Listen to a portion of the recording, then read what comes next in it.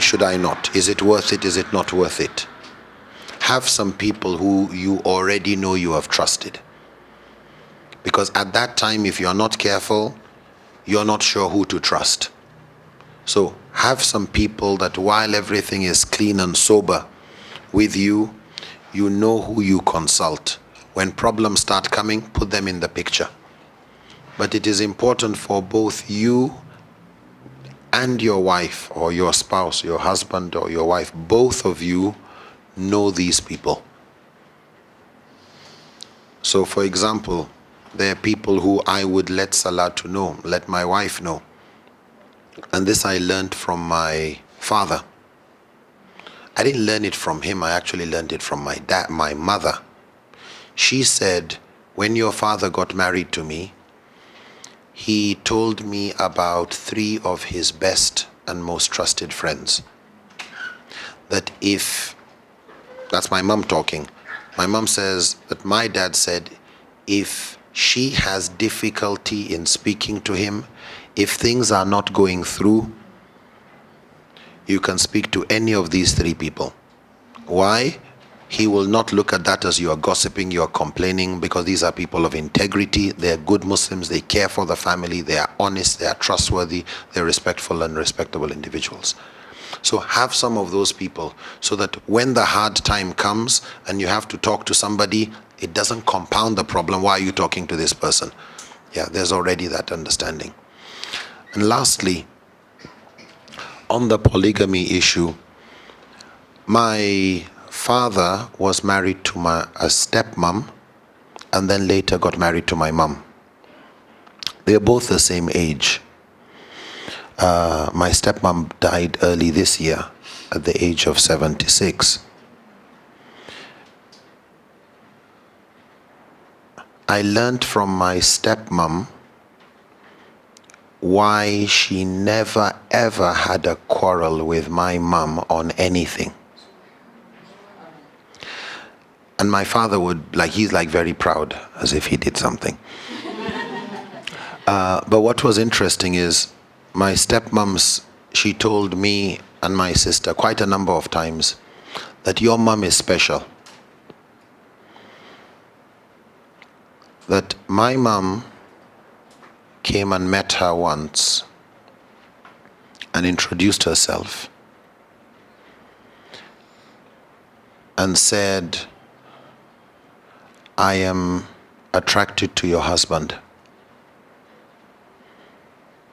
but if it will cause a problem between the 2 of you and you don't want it, I will back out. So before I go ahead with anything, I would want your permission.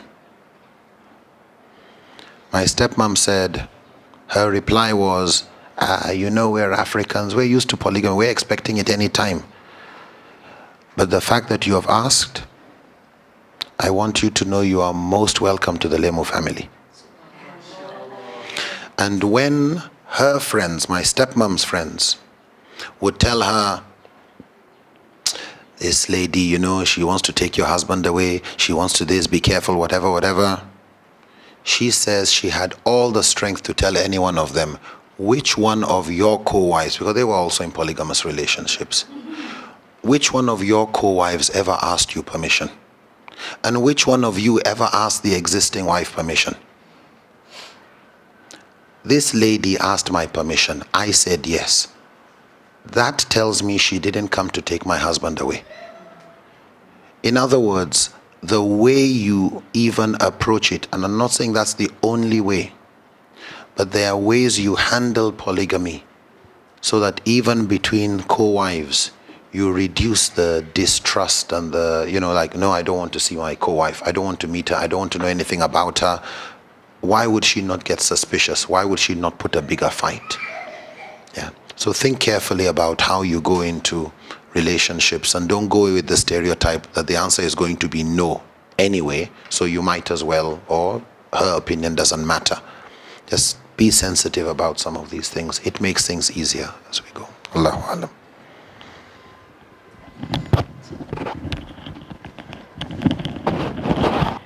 All right. I know we are talking about some of the more sober aspects of marriage, but we did it on purpose. We said we'll end on a high note, inshallah. So now we go to another big issue. This one starts with a D. Divorce, yes.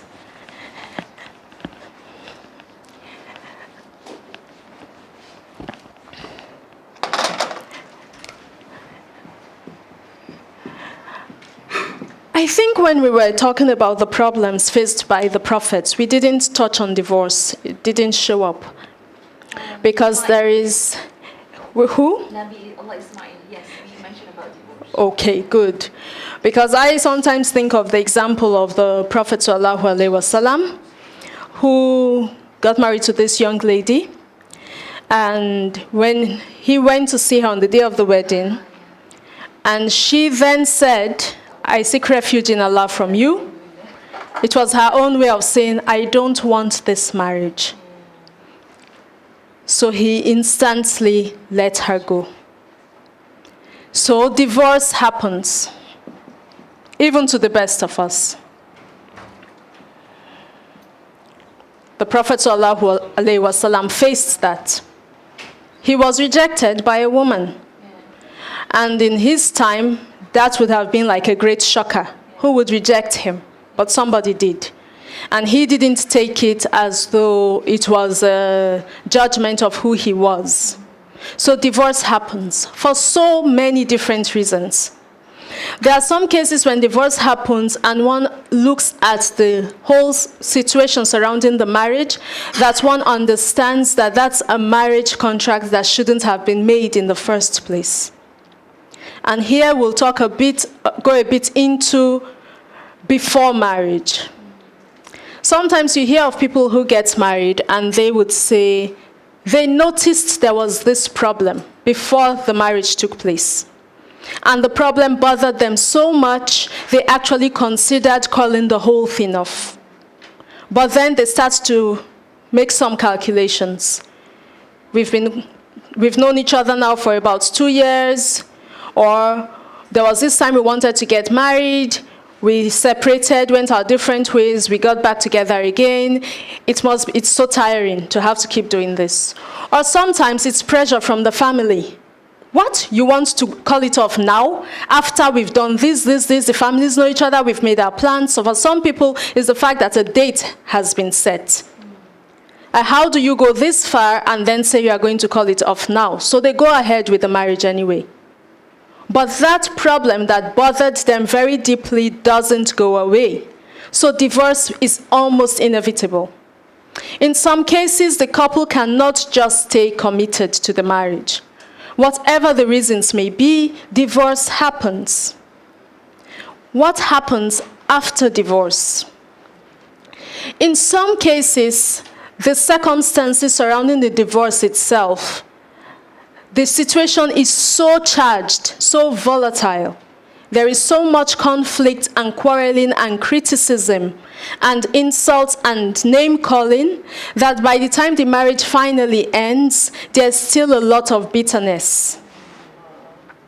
Usually we find there's a lot of bitterness after divorce. So that bitterness has to be dealt with. Because as someone once called it, it's like getting on a roundabout and not getting off. Because the person comes to this roundabout at that point of divorce, and you have many routes to follow. The person can't go on with life in many different ways, but the person stays on this issue of the divorce, keeps quarreling about it, keeps talking about it, keeps sharing in a negative way about it, doesn't let go, cannot move on. Not moving on doesn't allow the person to grow or to be better. That's one problem with that bitterness remaining. We've talked about conflict. It's possible for two people to be divorced and still maintain respect in how they relate with one another. It's possible, as long as they remember the big picture, their own responsibility towards Allah, towards human beings, and in some cases where they are children, towards the children. So that bitterness is a problem. This is one. Another has to do with the whole process of divorce and how it affects the children. Sometimes people say we don't want to get divorced because of the kids. Meanwhile, the marriage itself is so toxic, it's already hurting the kids. Psychologists say for certain, a home where there is a lot of conflict and turmoil stresses the children very badly. And they say if the marriage breaks up in a bad way, the children are just as stressed. So we always have to remember the children. Now, sometimes, sadly, when there's conflict in a marriage or divorce, we create child soldiers out of our children. You know, child soldiers, when you have war in a country and then they get little kids, they give them guns, they teach them how to shoot and kill. Sometimes in divorce, parents do this with their children.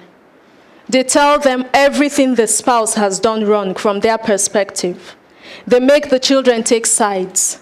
Sometimes they coach the children in how to show, I'm not happy with you, father. Mother, I'm not happy with you. By telling them this is what you must do. That actually hurts the children. Sets them up for failure in their own marriages, apart from the stress they have to deal with in the meantime. Another thing parents do is that they weaponize their children. So it's not as though maybe they make the children take sides, but they use the children as weapons. So if, for instance, the father, knowing that it's his role to provide for these children, even though they've moved on and they are living somewhere else with their mother, he holds back the money. Yes, he's now using the children as a weapon. Okay, you left me, right? You got the kids, right? I'll deal with you. That's why you sometimes find the woman has to go to court to force the man to just do his job. Sometimes it's a woman who weaponizes her right. She has the automatic right of custody, and she uses that now as the weapon. Now I'm angry with you because of X, Y, Z, and all those quarrels we had. You want to see the children? So sorry, not that easy. So we weaponize. All that has a very negative impact on the children. Not to mention the negative impact on the person who's doing it. Because as long as a person continues to weaponize his rights or her rights after divorce, continues to train the children to make them child soldiers, the person is on this roundabout, cannot get off, cannot move on with life, cannot grow, and cannot flourish. The person stays here, within the problem. Unfortunately, I speak also to us, the witnesses. We witness divorce, we also take sides. We get up in arms. So our friend is complaining about what her ex-husband just did or the ex-wife, and we jump right in. Really? How horrible. Yes, you should deal with her. Yes, you should deal with him. This is what you must do. We are not helping them get off the roundabout. We need to help. People who go through divorce are going through a very tough time. It takes a lot of taqwa to go through that and still be stable. And the best support we can give is not to keep them here, but to find ways to help them move on and flourish and grow. Because divorce is a very bad bump in the road of life. In some cases, it's more than a bump, it's a pit. We need to help people get out of it.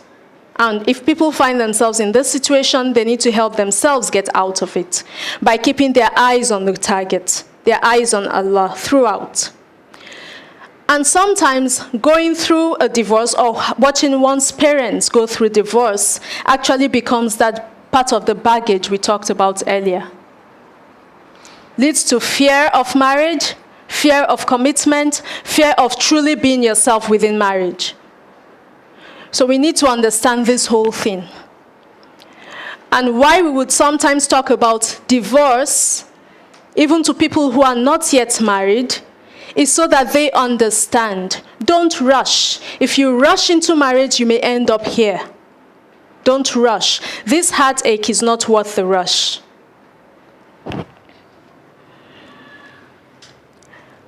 Forgiveness comes in here.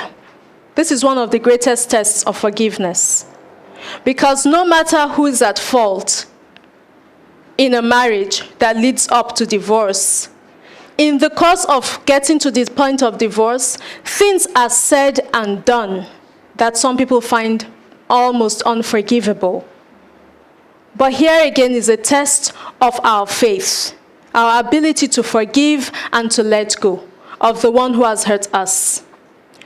Allah tells us, repel evil with that which is better. It's very easy to repel evil with goodness, to be good to someone who has hurt you when the hurt is not deep. The deeper the hurt, the more difficult it is to be good to the person. Therefore, the greater the test. And if you can pass that, inshallah, the greater the barakah, the greater your growth. So this is one time when we are sorely tested, whether as a child witnessing the divorce or as a party to the divorce itself. Anything to add?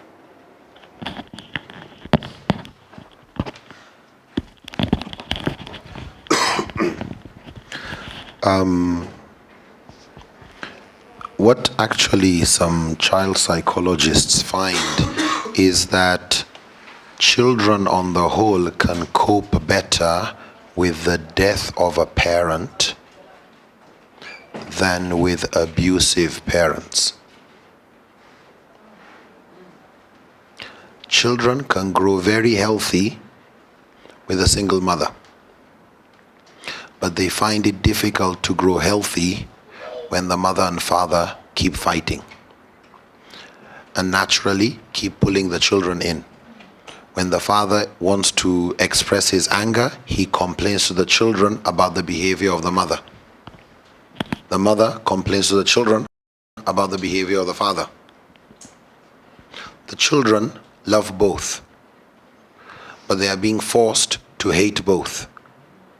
So they want to have nothing to do with it. The children very often grow with a sense of guilt that one of their parents, very often the mother, suffered because of them. That the mother would have been a happier person if she had a divorce. But because the mother decided to stay in the marriage for the sake of the children didn't just grow with the trauma of living abuse day after day, but with the guilt that it is because of them that the abuse is carrying on. So be very careful about saying you don't want a divorce at all costs for the sake of the children. No, sometimes for the sake of the children you want a divorce. And as the family relationship is spoiling, divorce earlier is better than later.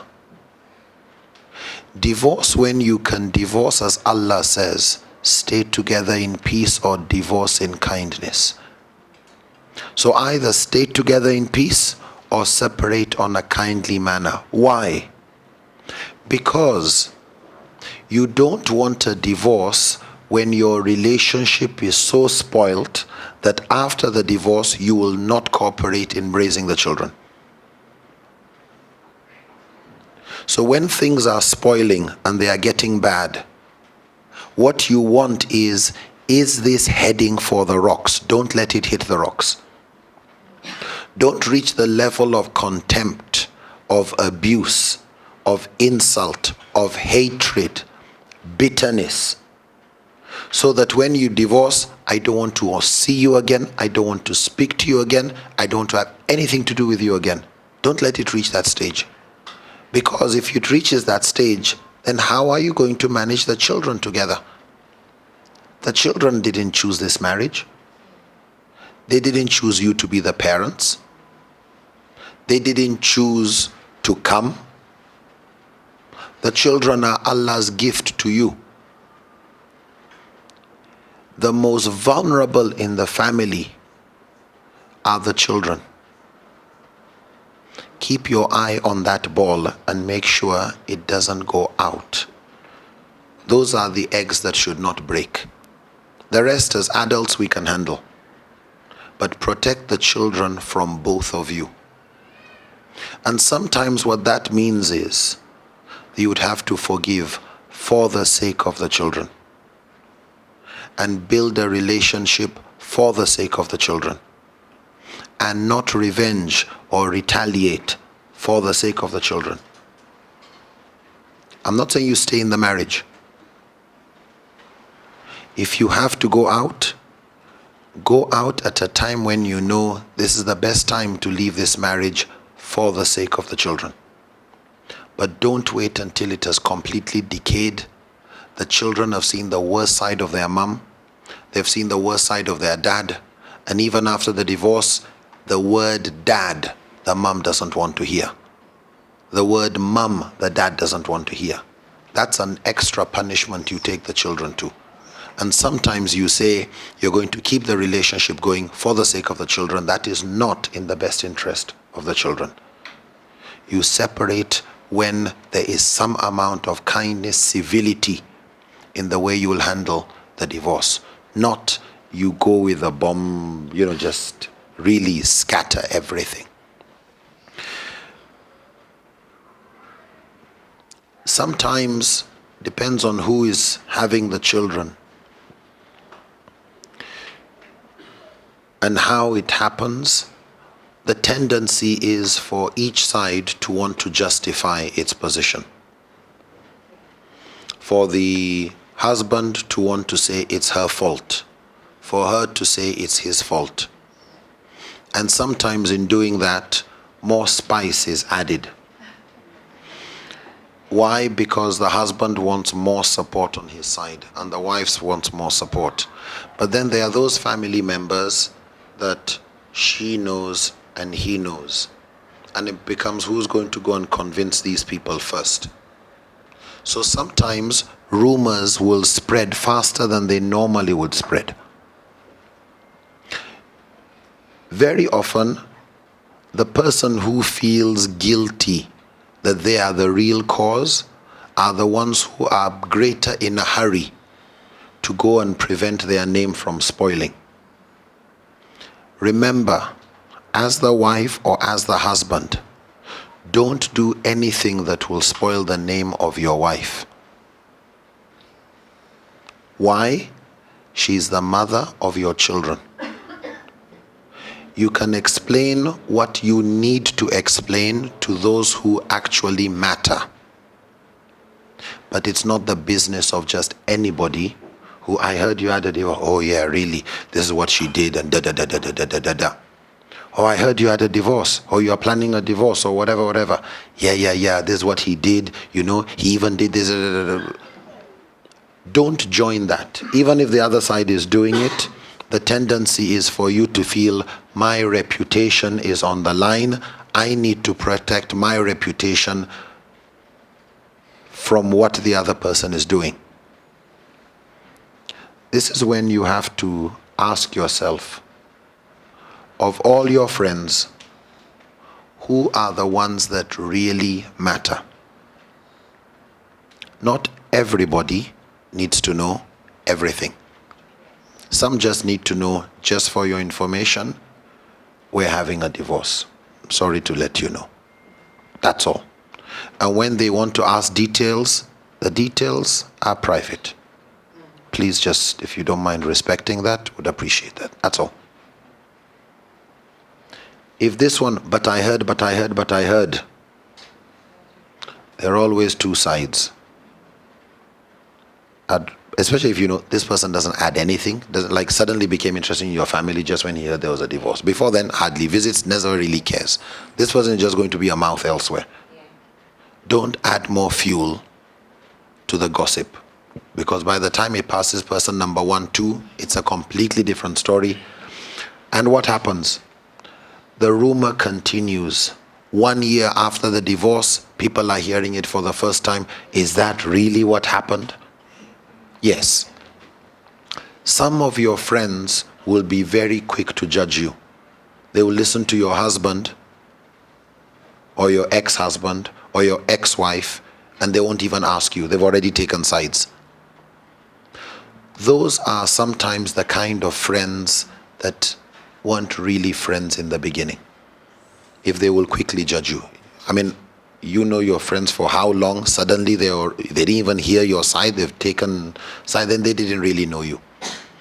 But what also happens is, if you inform the friends that really matter, those people of integrity, so that at least they understand you.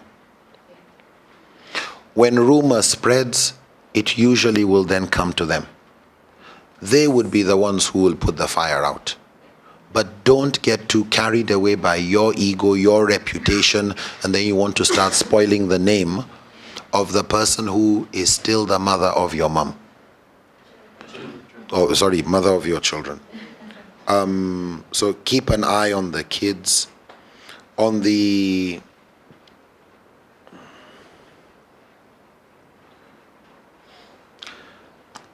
divorce is, when you look at the ranking of the most stressful, depressing experiences that a human being goes through, divorce is usually number 2.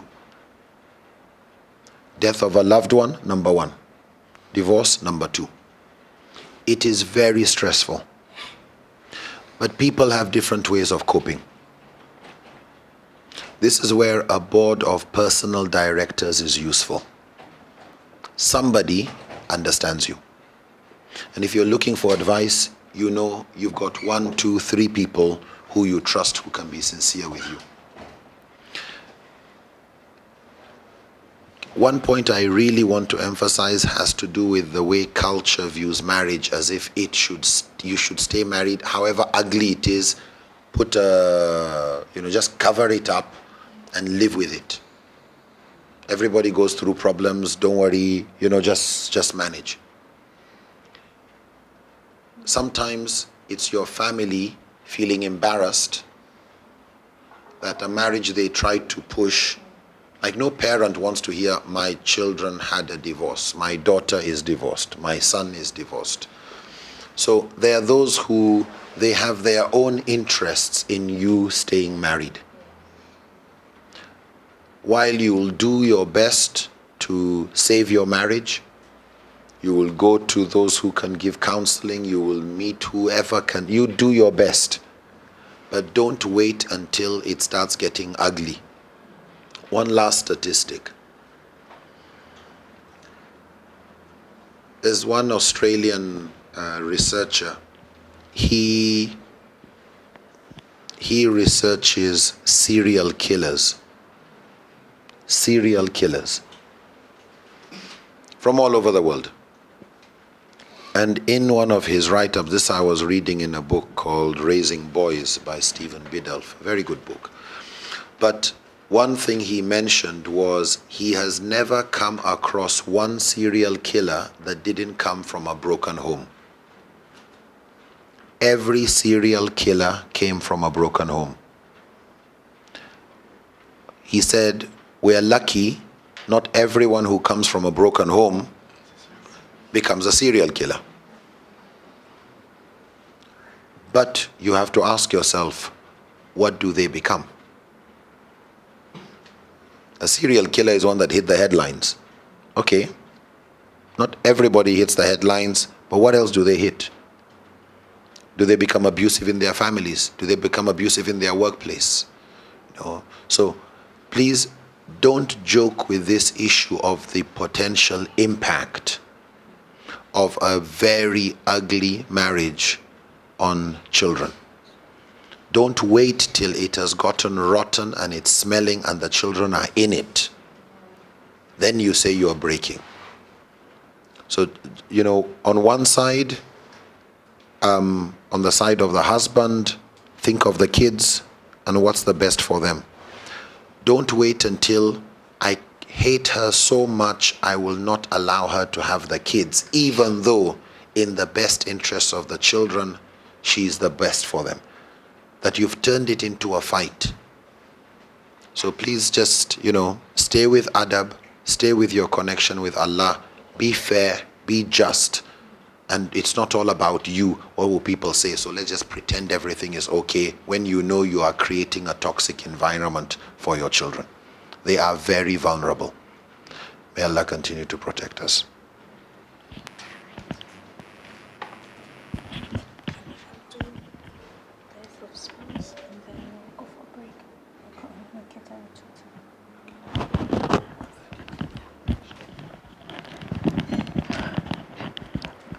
All right, we are getting close to the time for lunch break. We'll take just one last short session before lunch break, inshallah. And then after lunch break, we'll then focus more again on the upbeat stuff, building up. For now, we'll try and deal with all the sober stuff. We cannot run away from the sober stuff. It's all part of life. And to ignore it is to do so, as they say, at our own peril. So we have one more. We've done P, polygamy. We've done D, divorce. We are now doing the other D. Death of a spouse.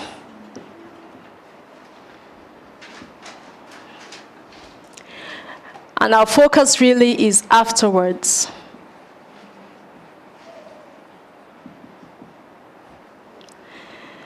Now, when a spouse passes away, just as usually when we lose someone close to us, but I've observed that this shows up more when a spouse dies. People seem to have their own ideas about how you should grieve, how long you should cry for or mourn, and when you should stop, and when you should get married, and when you should not get married. Usually people bombard with advice and ideas, and sometimes people quote from wherever to try and support these positions. Recently, a lady I work with lost her husband. Quite suddenly, he was fine in the morning, she came to work. Next thing she knows, in-laws show up, her husband passed away during Salat. And then, right there when we went to see her, we went immediately, a group of us from the office, somebody was telling her not to cry. That Islamically it's not permissible. They misinterpret something. Don't cry, don't cry. Luckily, she had her sister-in-law, who kept telling the other woman, stop telling her not to cry. Leave her, let her let it out. Now, a while later, I then observed the woman who had been saying, don't cry, you shouldn't cry, you mustn't cry, sat down in the corner and was bawling. She was crying. And at that moment, I felt very upset. A woman's husband dies, you tell her not to cry, then you, some distant relative, you sit in a corner and you have a good cry. So sometimes people come with these approaches, to cry or not to cry, to remarry or not to remarry. Some tell you why you should stay and how long you should stay for before you remarry, or someone to tell you right as the husband or the wife is being buried, well, you know, it's very important, you have children to get married. Now all that is just, it's like when you are in a building, tall building, many floors away from the traffic, and you can hear cars going and cars honking. All that talk, treat it like that. Cars just going by on the road and honking and making a lot of sound as they go. Because like divorce, the death of a spouse is very stressful and also very personally stressful. So that afterwards, if one has listened to too much talk, a person actually becomes confused about what to do, how to manage him or herself afterwards. For some people, depending on the culture, depending on their family and the support system, the tendency is to rush out and get married again. That's a tendency. I sometimes would hear someone say, well, you know, this person had to go and get married again. The children needed a father, the children needed a mother. And as we keep stressing, the quality of a marriage is very important. It's not enough to have this structure you call a marriage. It has its own purpose that it's meant to serve. A marriage has its own spirit, the friendship, the love, the mercy, that when it doesn't have those, it's just an empty structure. And it becomes much more difficult to maintain the marriage. I know of a lady who got divorced and who came under pressure to remarry very quickly. She did, and she got divorced again to have to go through that kind of stress twice is really bad. So the first thing we would say, after the death of a spouse, no hurry.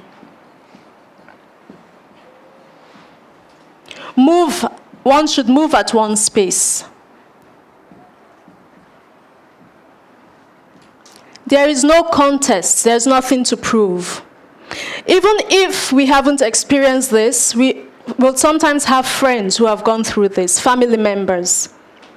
So for us wanting to give support and advice, we need to be sensitive. We shouldn't rush the person who has just been widowed. We should give them time to find their feet again.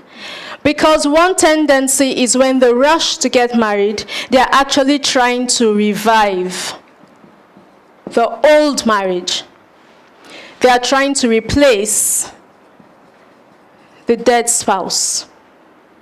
So they end up making a choice that has nothing to do with the new spouse. And that's where you start seeing unhealthy comparisons.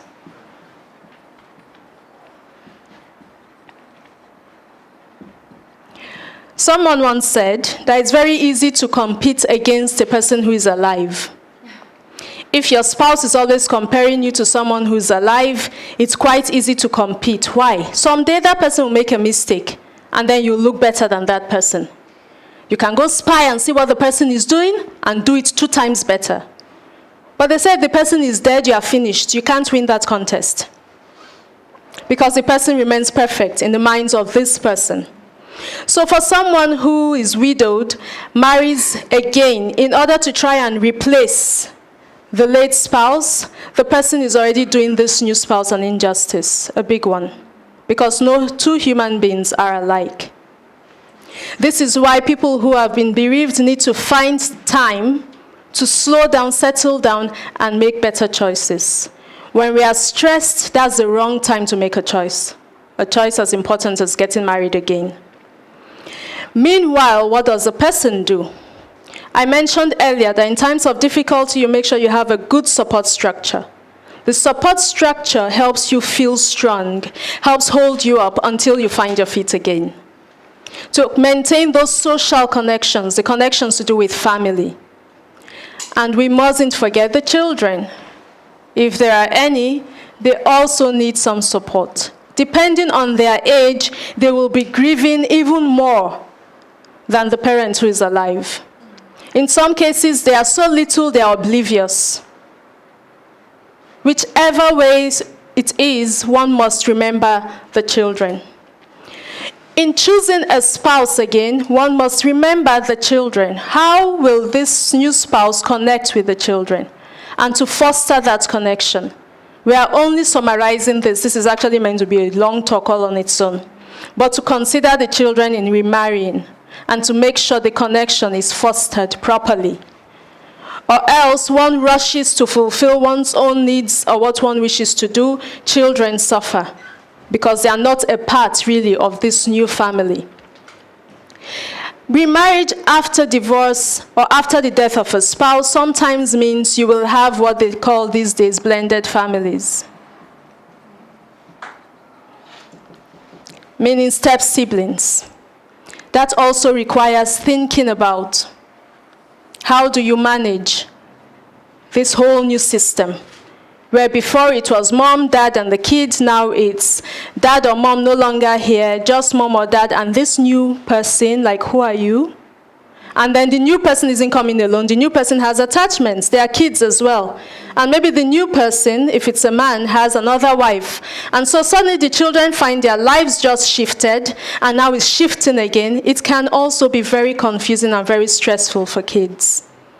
So these are just thoughts along the way as we are talking about marriage. Because after lunch, inshallah, we'll be talking about building families, the real building family stuff. So these are things to keep at the back of our minds as we go through that, inshallah.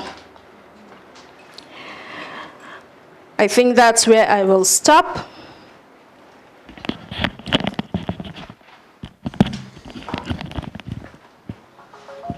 There's a attitude among some Muslims to view people who are not able to move on quickly as having not enough iman. That if you can't get over it quickly, that it means you are weak. And we start making them feel guilty. We have to remember when the Prophet ﷺ passed away, Umar was in such shock.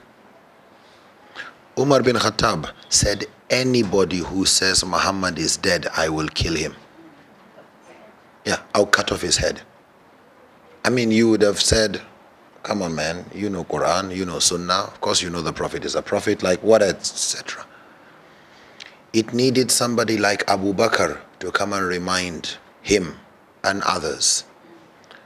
Allah says the Prophet ﷺ is a man like many, and others have passed, and so would he.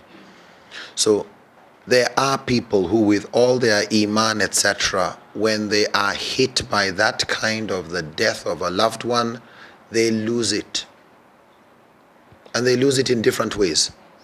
They do things and say things that may make you like, are you a Muslim? But this is when you should view, when Allah tests an individual's faith with a problem, please, it is a test for you too. It's not just, oh, this brother or this sister lost a spouse, they're being tested. Do you know about it? It's a test for, are you going to show compassion? Are you also going to do anything? Or are you going to be some arrogant, religious sounding, insensitive, verse quoting problem that you just make the test they are going through even more difficult?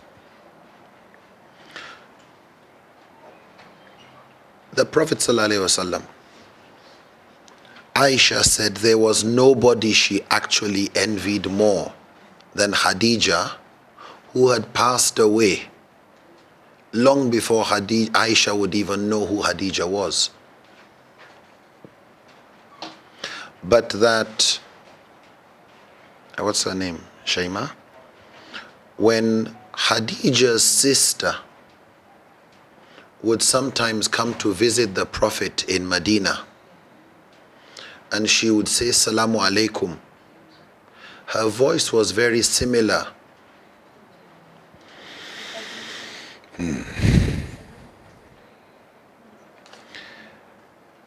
Her voice was very similar to that of Khadija, and Aisha said she would just see the Prophet go tense, like it's all coming back. This is the Prophet. How do you expect other people to cope? So have more rahmah on people who are going. There's no timeline as if it's a project of construction. Okay, you got 1 week, your iddah is 4 months and 10 days. Okay, after that, snap out of it and get back to life. Some, they never fully snap out. There's always something there. Don't be judgmental, because wallahi, you don't want Allah to test you with the same thing and let experience be your teacher. No. Learn that even the most pious among us, even our Prophet, could not get over it in the full sense. It didn't stop him from carrying on with life and loving his wives and, but it was still a hurt that was always there. And when those times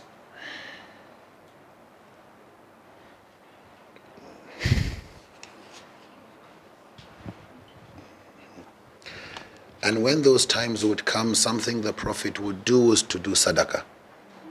Yeah, either buy an animal, slaughter it, and let the meat be given out as charity, or do some charity. In other words, let the painful memory be converted into something that is a sign of compassion to Allah's creation. That the legacy that the person who passed away has left, just their memory, makes you do dhikr, their memory makes you make other people happy through sadaqah. So that you gradually find that the memory actually brings good to Allah's creation. A reward for them, a reward for you too. You turn what is hurtful into something that is beautiful. All right. I've gotten the signal twice from Sis Tuti and Brother Lim that it's time to pause for lunch break, inshallah. When we come back, we'll then focus largely on building a family and talk more practically. How are those ways in which we can build a family, in which we can create that kind of climate that we've been talking about, friendship, openness, frank discussions, frank kindness, mercy, compassion, and the ability to quarrel very well, and then laugh when we are done. Inshallah, we'll talk about that, and we'll tie it in very closely with seeking the right kind of partner, because the two are strongly connected. Building a family starts before the marriage ceremony.